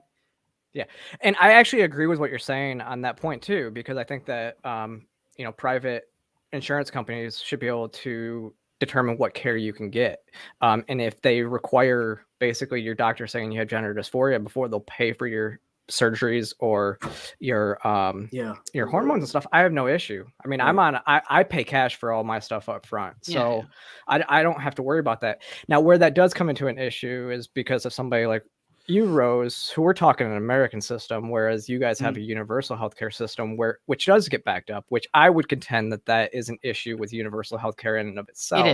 It is. But because it doesn't allow you to have full bodily autonomy of yourself, even as an adult. No, it's one of the NHS's problems is trans stuff isn't the only healthcare which is underfunded or up. Yeah. It isn't even so much that they're underfunded. It's that more and more money is put into the NHS, but it can't keep up with demand. It's an incredibly expensive thing to manage, and I don't think there's never going to be a point where it's fully funded without there being massive losses elsewhere. But its big problem is that there's lots of different health conditions, not just things like gender dysphoria, but that all of these different things are, they're competing. They're competing against each other for more allocations of funds by various NHS managers, and they need to make the arguments. And like things like gender dysphoria, they've got to go up against things like cancer. Like it's as simple as that. So eventually, dealing with gender dysphoria is that there's not as many specialists for it, so it's going to be relatively expensive if they're going to hire people on, especially when so many people who have dealt with gender dysphoria for the NHS go and do it privately. Eventually, like the person who did my GRS, I think I was one of the very last people that he did surgery on as an NHS surgeon, because he went private not long after, which caused a massive backlog. This is all the way back in 2014. And like that happens because NHS does not pay very well. It can't afford to pay very well. So all the surgeons who specialize in gender care, they all go private. And the ones that they have now, I can't remember his name. It's like Thomas or something. He has gammy hands. His hands are fucking horrible. They're really, really dry. I don't want him down there. I don't want him down there. It's not a particularly good. It's not a particularly good service. But that's why I keep on trying to tell people that what they need to do is go private. Yep. You need to go private. I agree. But for some reason, that seems to constantly be ignored. It's like, no, the NHS is killing people. It's like, yeah, but so many of you can actually afford to go private. Get a couple of private appointments. I mean, it's expensive. Hormones. Just so hormones and stuff aren't expensive. Yeah, but you can save up. You can save up for it. Like, exactly. Surgery, things like the actual surgeries. Yes, they are very expensive, but the actual baseline is getting on your hormones. That is the first thing that you need to do. Surgeries can come later. Focus on your hormones first and foremost. That's hormones the most important thing. Yeah, hormones. I mean, my doctor cost $150 a visit. I see her every 6 months, and hormones, I mean, aren't that expensive. So, I mean, I pay cash out for that stuff, and it's not really an issue. So, why you wouldn't look at doing something like that is beyond me. But you're right. I mean, surgeries are very expensive. I know. I just paid for SRS. So, yeah. Well, I had facial feminization surgery about just over 2 years at this point, and that was bloody expensive. That was really, really expensive. I can imagine. But I didn't have to get surgery. I just grew like a 8-inch dick. It's always like all you need to do is just because the thing is you're gonna need to do real life experience of this shit anyway. Because even if you're not transitioning, you know, you need to be an adult out there working, getting a job, doing something with your life. So why not, you know, put money aside, you know, a couple of £100 and use that to get private appointments, and then you can get your hormones, and you'll do it in a fraction of the time that you're waiting on the NHS. I tell this to people all the time, and then I keep on getting excuses of, oh, but we can't afford it. It's too expensive. It's know they don't want to do that, Rose. Fucking save for it. It's really not hard. It's really not hard. Like, it's one thing, like, years ago when I was at the start, the reason why I didn't is because I was willing to wait 6 months, which was still a ridiculous long time. But that was something which, you know, that was doable. But now you could be waiting years. I think at this point it's coming up close to 4 years. 4 years. Yeah, that's insane to me. That's like that's, you can't wait 4 years. They say they can't wait where they're gonna die, but they do wait because they don't want to actually work for anything. I mean, you're talking a bunch of lefties that love daddy government to take care of them. So. Yeah, although some of them do end up just opening GoFundMes, which, you know, it's not as bad because you know, you don't have to. That does help. I'm not either. My GoFundMe is still up. I just always find it funny when I see a lot of the people who do GoFundMes and they are all people who don't work. Yeah. Like, I used. I'm not saying you guys don't work. No, I know. I used some of my insurance covered it, and some of it wasn't. So. I was like, you know what? Maybe I could use GoFundMe for some of it and use insurance for the other. And honestly, it helped. Out of pocket, the only thing that I personally paid on my own was like $1,000, like $200 maybe, and everything else was covered through insurance or GoFundMe. Which, if you're in here and you help me out with that, thank you. Yeah, and I think I'm a big advocate of GoFundMe care, anyways, because like. And it's definitely because it's voluntary, and that's my biggest thing. Is GoFundMe is voluntary, is where if you get your taxes taken out to pay for your healthcare, it's not voluntary. So I absolutely love GoFundMe. I think it's changed the game in terms of what, you know, people can see like a better solution to. I know it's like frowned upon by some people, especially some trans elders, like that didn't do that. They see it like differently. They're like, you should personally work for it, and I get that, but I also think the world's kind of changed with the internet, and I mean, why not use it if it's there? Is kind of my take. You know what I mean? Yeah, people are willing to spend money on this show, right? I mean, what's the difference between spending money on this show and maybe donating to a good cause of somebody that you like or, you know, care for, you know, that you are attached to online? It's not much different. Yeah. We have subscriptions to everything. Right, precisely. Yeah. I sure do. So yeah, I think we've I've had a look through this. We've been on this one forever. We've been on this for a while. Let's go to prisons. The last what? thing. There's a seal of that? So the last thing we'll talk. So just before we finish up, so just to kind of round off what they're saying. So this shall protect child against all forms of exploitation, which include abolishing traditional and emerging practices which enforce sex role stereotypes on girls and boys, diagnosing and treating children as having been born in the wrong body when they do not conform to traditional sex role stereotypes, identifying young people who are same-sex attracted as suffering from gender dysphoria, and using medical interventions on children which may result in their sterilization or other permanent harms. That, to me, that bit there, identifying young people as suffering from gender dysphoria, that just sounds like they're saying, well, just because someone is same-sex attracted doesn't mean they have gender dysphoria. It doesn't mean that they're not, that it doesn't look to me like they are, you know, saying that gender dysphoria doesn't exist. I know that there are definitely people within the gender critical community who say that, but the article as itself doesn't claim that it doesn't exist. They don't really talk about it, and although notably they don't refer to, like, if you say men who claim to identify as women, they don't mention gender dysphoria in there. So they could always make an argument of, we're not talking about trans people who suffer from gender dysphoria. I mean, plenty of gender critical people will make that distinction. So who knows? Anyway, we have a couple of seals who wish to show off their stories, Mars. There's one seal here. There's a prison one. What the fuck? The prison seal?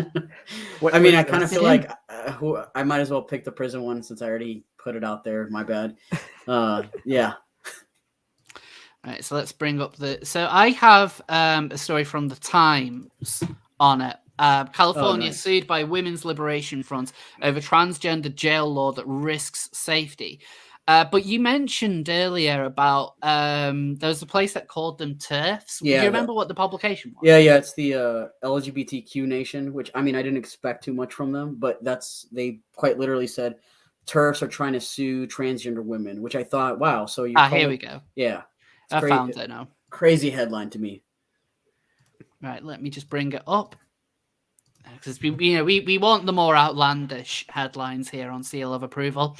TERF inmates sue California for placing transgender women in female prisons. The two women's groups, in commas, these aren't real women's groups.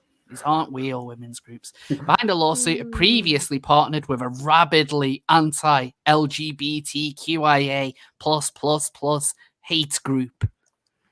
So a group of trans exclusionary radical feminists, TERFs, have filed a lawsuit.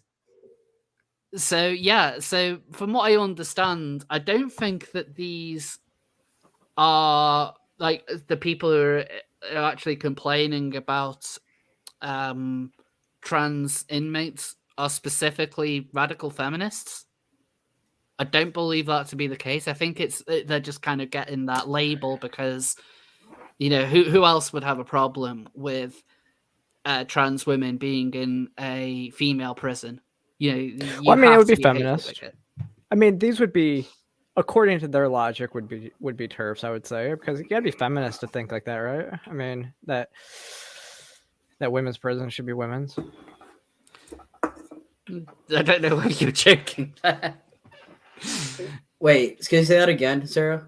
No, I mean, it would be feminists that would do this. So according to their logic, they would definitely be trans exclusionary radical feminists. Now, I don't agree that they are TERF organizations. I just think that at least they're feminist organizations going out there and doing this, and they're actually using the proper term. Oh, okay, I understand. Yeah, I'm not defending the word TERF. I was just saying. All right. Okay, No, I wasn't sure the way that you phrased it at first. I was a little confused, but I get what you're saying. Yeah. It's like the prisons argument is always a really interesting one. Because especially like when you look at it in the UK, the way in which a lot of this is done is generally you can't be in a women's prison unless you have a gender recognition certificate. But despite that, there are still trans women who are moved to women's prisons without that certificate and have remained in there. And looking at like the actual figures of it, there's not many, but then kind of becomes alarming when you look at the rate of violence in women's prisons and see how much violence comes from a particularly small part of the subset of the population. That could get very, very spicy very, very quick.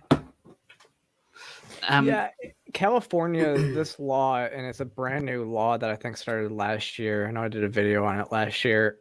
It basically is a self-ID prison law. So anybody who's been arrested by a cop has to be put in, and they could just say that they identify as a woman and be put into a women's prison. It's really harmful. I think didn't a woman just get pregnant because she got raped in prison? I was just gonna say, if I'm not mistaken, California is also the state where they're having so many issues with trans women raping and raping them and impregnating them, that they're handing out. I think aren't they handing out like condoms or something over there? Yes. Oh God, I heard of that. Yeah, and that's a women's prison. That's just fucking disgusting. That's fucking insane that you would come to that conclusion in order to sort out a rape issue. You're handing out condoms because that somehow makes it better.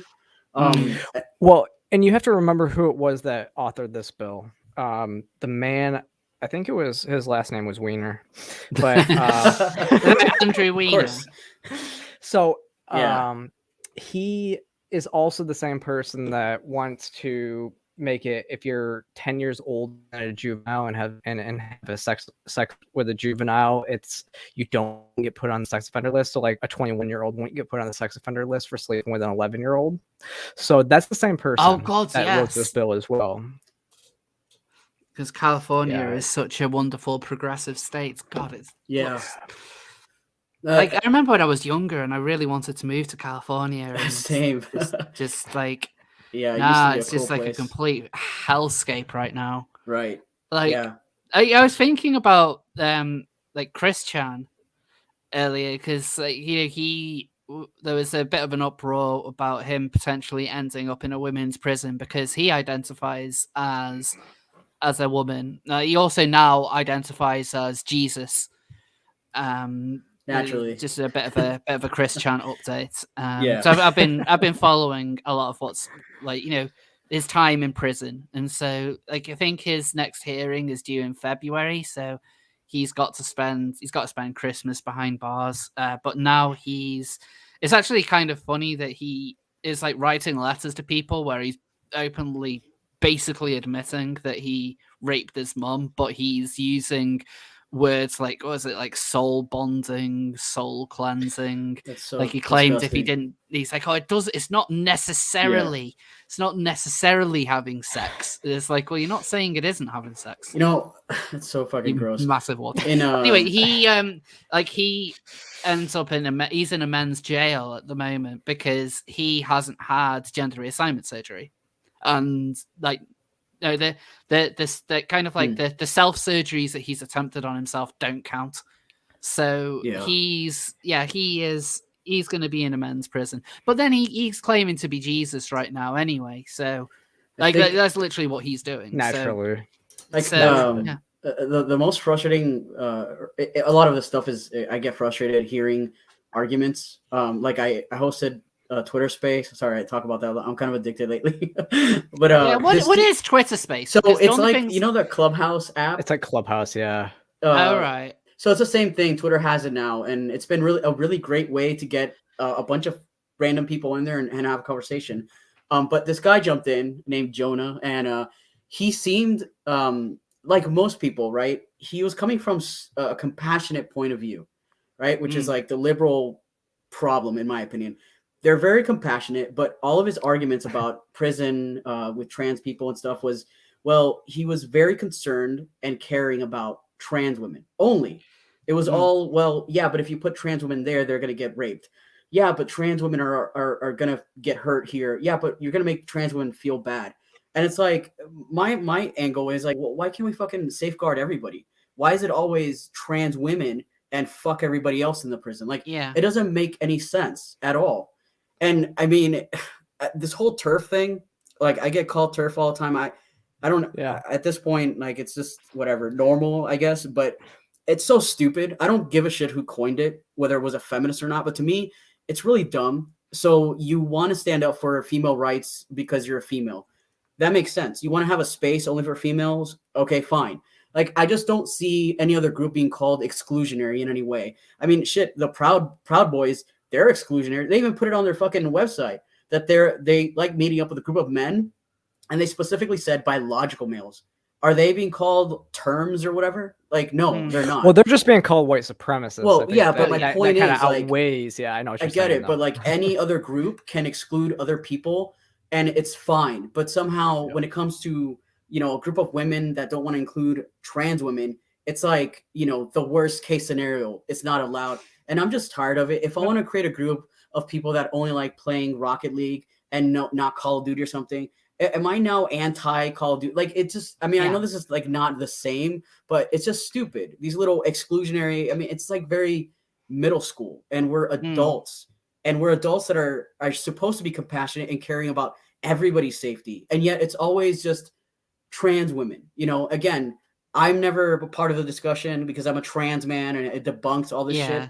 But yeah, I mean, where are you going to put me in a prison? I've had arguments with people about this. Well, why'd you transition to be a man if you're scared of going to men's prison, right? Well, first of all, fuck you. I'm not trying to commit a crime. Second of all, if I was going to go to a prison, my sex, I think, would matter more than my identity.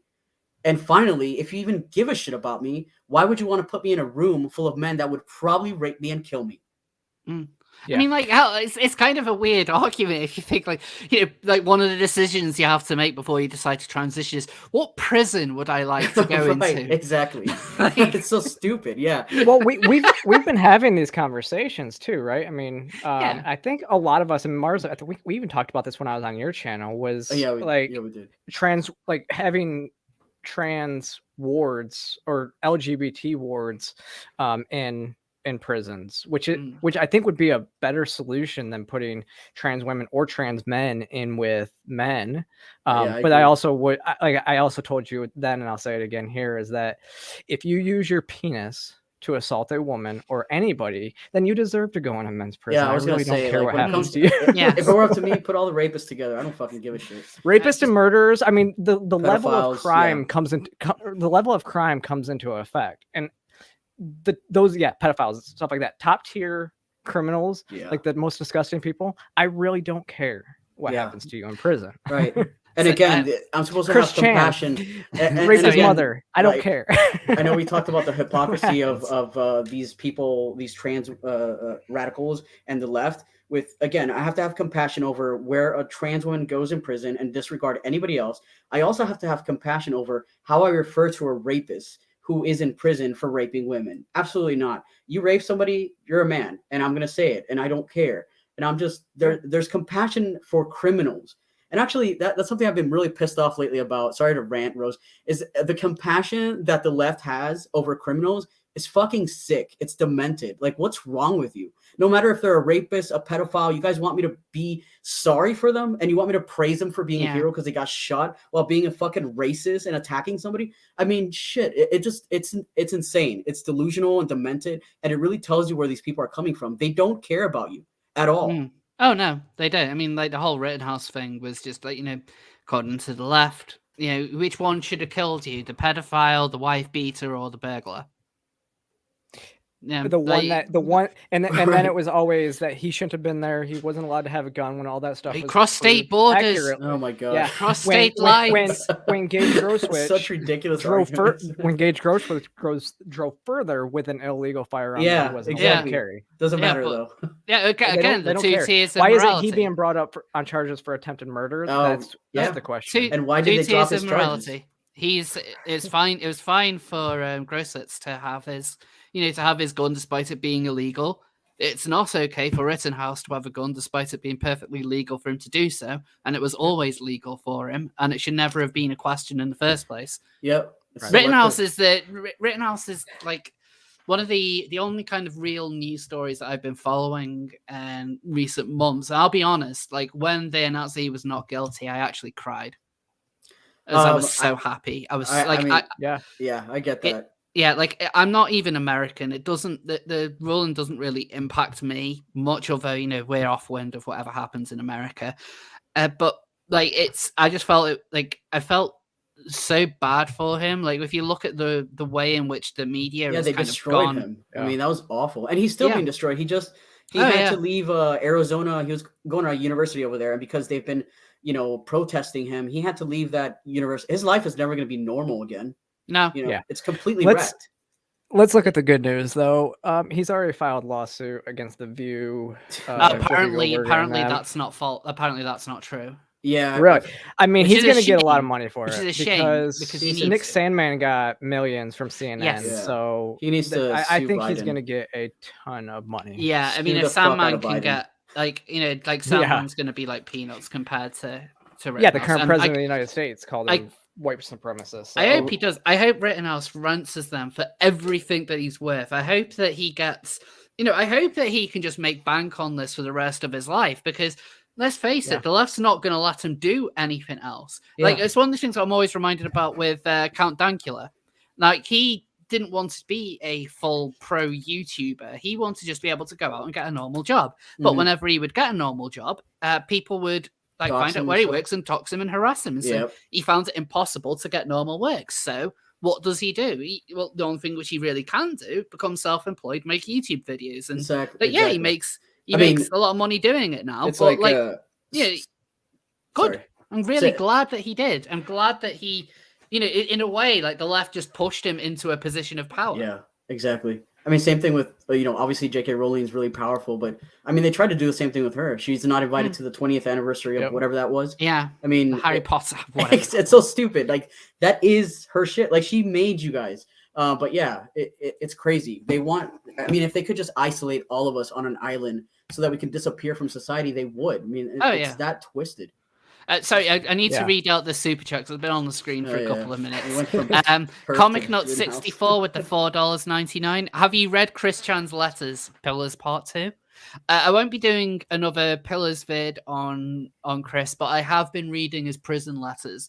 I love the way that he compares like his wording of the Quran. It's like the Quran is like Family Guy to like the Bible being The Simpsons. It's Jesus. Like, what I really want for him to do as well, because he's talking about like Muslims have been praying to the wrong god, which is his mum, and so like I want him to walk into a mosque or something after he's released and just like, you know, in full on Jesus robes and just say to Muslims that they've been praying to his mum the whole time, and just to see what happens. But like his letters are quite eye-opening. He seems to be taking prison a lot better than I think anyone expected. But we're definitely coming towards like the end of Chris Chan. Unless he's somehow acquitted on everything, or he literally gets a slap on the wrist and goes back home to live with Barb, I think that this is the end of Chris Chan. Anyway, so does anyone have anything else they would like to add on on turf inmates? No, not. I think we really smashed it. Yeah, I think we'll start to wrap things up now. So like the only other seal was the Adrian Harrop seal, which I think like neither of you are probably likely to know who he is. Just to go over, I know who he is. I just don't know what he's on about now. So basically, he has been. Let me just quickly, just to say that we've done it, just so the seal doesn't feel left out. Right, where is the link gone? There it is. Yeah. So basically, he has been suspended for a month because he was harassing. He was harassing lots of people online. He's getting very, very nasty. Like this is some sort of justice. Because I remember when he was on Twitter, he was fucking insufferable. So, if I can ask, have you read these tweets? Like, were they like just to get a general idea? What was he? Was he saying? So one thing which he used to do, because there was a woman called Caroline Farrow who he was specifically harassing a lot. He would like kind of tweet about being in her local area, like taking photos of places nearby, like calling the police on her. It's kind of like there's actually quite a bit to it. So I don't think we got the time to go into it, but it's good that it was recognized that he was being a complete dick, and hopefully he'll learn in future. Yeah, although I always disagree with the way it's handled over there. The whole you tweet it and you're gonna get fined or arrested. Yeah, it's like insane. This was more a complaint about his conduct as a GP rather than him saying mean things. Yeah. So this wasn't him getting in trouble with the police. This was a employment tribunal. He's a douche. It's fine. Yeah. Yeah. So with that, we now have our seals of the week. Awesome. Well, thanks for inviting me here. And Sarah, it's good to see you. I meant to ask you, Sarah, how you've been, because I know you got surgery recently. I am feeling good, actually. Super healer is what my doctor keeps telling me. So, I'm actually up and moving around, and I flew back from Texas a week post-op. So yeah, I'm healing great. I haven't been on narcotics since like a couple days after coming out of the hospital. So that's good. It's been really good, and everything looks good, and almost all the swelling's down. So amazing. Right. So got a super chat in real quick. Gold Ducat did nothing wrong with the $10. Thoughts on the new Twitter CEO no longer allowing candid photos of people? Also, please use some of this cash to buy a treat for Cammy because she's a good girl. Oh, she is a good girl. Cammy. That new CEO it sounds like he's going to be worse than Jack. Oh, he is. He's going to be way worse. Like the new rule they're bringing in seems very specifically aimed at people like Andy Go. Yeah, I also don't. Yeah, exactly. I mean, I'm doing. So I've started yesterday. I'm doing some 5-minute quickies on my Facebook. I guess my Facebook page, and so I'm gonna really dive into a little bit of what I think about this. But yeah, I really think it's going to be really detrimental, especially with this new rule that they came out with, because literally it's basically going to take shots at people. I think the way that it's going to be used is take shots at like libs of TikTok. Libs of TikTok who use TikToks, who people, I mean, unless they say if it's been posted online anywhere else, you can use it, because I mean, online is public forum. So how is it going to be enforced? Is it going to be enforced to take, you can't even post a TikTok video? Otherwise, I mean, everybody's going to get kicked off Twitter. So I think it's really bad. Mm. So yeah, I think that Twitter's going to get a lot worse, and when the signs of it start to show, there is always Minds. Mm-hmm. I haven't used Minds in a while because it's difficult to juggle all these different social media accounts. But Minds is a solid alternative. Minds is a good website, and there are people who use it. So Scrump uses Minds a lot. So I just downloaded it yesterday. So Minds is great. I would say that Minds is better than Twitter, but the problem is everyone's on Twitter, and so you're going to end up being where everyone is. But if people could move over, if everyone that I liked moved over to Minds, I would happily leave Twitter in an instant. Minds is a much better platform. I agree.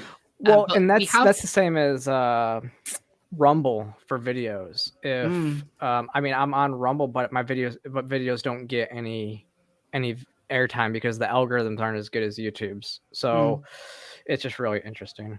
So so we got the seals of the week. The seals of the week. So we got 6 seal pups separated from mothers during Storm Arwen. So we got a couple of pictures of baby seals. So 6 of them have been rescued. And so they're between like 10 days and 2 weeks old. But they're now safe. How are they going to get it back to the mother? They won't be returning to their mothers now. What will happen is, because their mothers will have disappeared completely, so they'll have been abandoned, whether it's through lost or other. And what will happen is they'll be looked after until they're nice and plump and old enough to, go out and eat fish all by themselves, and then they'll be released back into the ocean. Fish. Oh, nice. Fish. Yeah. Fish. Yeah. So now it is time. It's that time to vote to see who gets the seal of approval this week. So you've got 3 people to vote for. So go and place bets now. What do I win? You win you win a seal of approval. You win the seal of approval. You win approval. You win a seal of approval. It's a good prize. It's a good prize, that is. It's what we want. I'm just saying, if I keep winning these, I think that like when we hang out in real life, you owe me at least a beer. Probably. I'll buy you if you win the seal of approval, I'll buy you a beer. But if I win the seal of approval this week, you buy me a beer. Okay, fair, fine. Now I know. I mean, you were talking about it. When are you coming over here? Yeah, I mentioned because I talked about that last week, didn't I? I really want to come over at some point next year. I really want to, go to Texas. Wait, I really want to go. Hold on a second. What? But are you going to be fully vaccinated? Because I'm not comfortable otherwise. Because they're changing it now to 3 jabs instead of 2. This is really annoying because, I had side effects from both the jabs. This is where YouTube's just going to completely take this video down. It's like, oh, you're not 100% pro-vax. I had bad side effects from 2 of them. I was I ended up being really, really sleepy. So I don't want to have a third. Which one did you get? Pfizer. Okay. Yeah, so I don't want to have another one. I think I've got enough protection. Thank you very much. I don't think I need one. I'm not in an at-risk group. Yeah. But yeah, it's one of the things I'd have to consider is what the criteria is. I've got a feeling that it will be that it, like I probably would need to have at least 3 jabs, or they could add, extend it to 4 at that point, as far as I know. I mean, as long as a new variant comes out, we're gonna be boosting ourselves up for the rest of our lives. Well, yeah, which is what people don't which is get. fucking annoying. But it's but one of these hopefully things not. where Texas has been good about fighting it. So has Florida. So yeah, I mean, like I want Georgia's been open since June of last year. Yeah. Like I just want to go to. I want to go to the States. I want to see everyone. I want to see if we could have like a big get together somewhere. I would love personally. The way that I could think of the way that I could think is, Outspoken Magazine has their Pride event now. That they're doing it annually, which I would love more trans people to be there, because this year it was me and Blair. We were the only 2 trans people that were there, like out of everybody, even So I would love to have more trans people. So where is that? That's in Nashville. Ooh, I would like to go to Tennessee. Yep. I would like to go to Tennessee. Nashville. Oh, I really want to do like honestly, I would love to kind of plan like a big trip if we can get loads of us together. Because I mentioned this last week, like we could do some sort of event. It'd be a perfect excuse for me to fly out to America, and we could do Texas. some sort. Yeah, like Texas. I'd like to do Texas. I'd like to do Florida for selfish reasons, because I really want to I just think Texas Disney. is good because it's in the center of the U.S. and I feel like it's we could do reasonable. honestly, but everybody, most people live on the East Coast. Well, fuck that. What are you doing? Cammy, what are you doing? No. Cammy, no. Yeah, I would love that. I know we've talked about we'll it. talk about it, or we'll talk about it off air, because I think this is kind of becoming a private conversation. Sorry. Anyway, we need to announce who gets this week's seal of approval. So can I have a drum roll, please? And the winner is me again. Oh, come on, guys! I'm never coming back on the show. One vote. This is absolutely rigged. And if I would have gone and voted for myself, what is this, Florida? Like, fucking get it. Let's get a recount in here. Cammy, don't turn. Cammy, leave the monitor alone. Cammy, what are you doing? Cammy is attacking. She is attacking the mouse and the monitor, and she's just come out of nowhere and is like, right, it's time to ambush. Like, what are you doing, Cammy? You've been on here for so long. It's time to go. Yeah, I think that's probably it. It's like I need attention for sure. And what will happen is I'll end up going back into the living room, and she'll then attack the Christmas tree because she needs the attention. Cammy, what are you doing? Anyway, so with that, I'd like to thank everyone for tuning in. I'd like to thank Sarah and Mars for coming on. Like, I mean, I've had a really good time this evening. Like, this is fun. Thank you. We didn't focus hugely on the seals, but I actually kind of preferred the the going off tangents, the the like a bit less of the rank punditry and a bit more of the just chatting the shit. Like I prefer that. I prefer that. It was fun. I enjoyed it. I definitely want to get both of you on again. And now we can whenever. Play Halo. Yes. I'm yes. not even kidding. Let's go for real. Like I'm going to play Halo after this. Actually, invite me for real. Yeah, I will do. All right. Cool. Like, I'll be on like a couple of minutes after this, but yeah, I need to play Halo. Yeah, Halo Infinite is really, really awesome, by the way, guys. So check it out. Download it.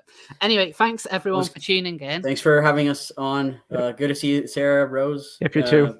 Thanks everybody for not voting for me. Appreciate it. Have a good one. I'll see you all next time. See ya.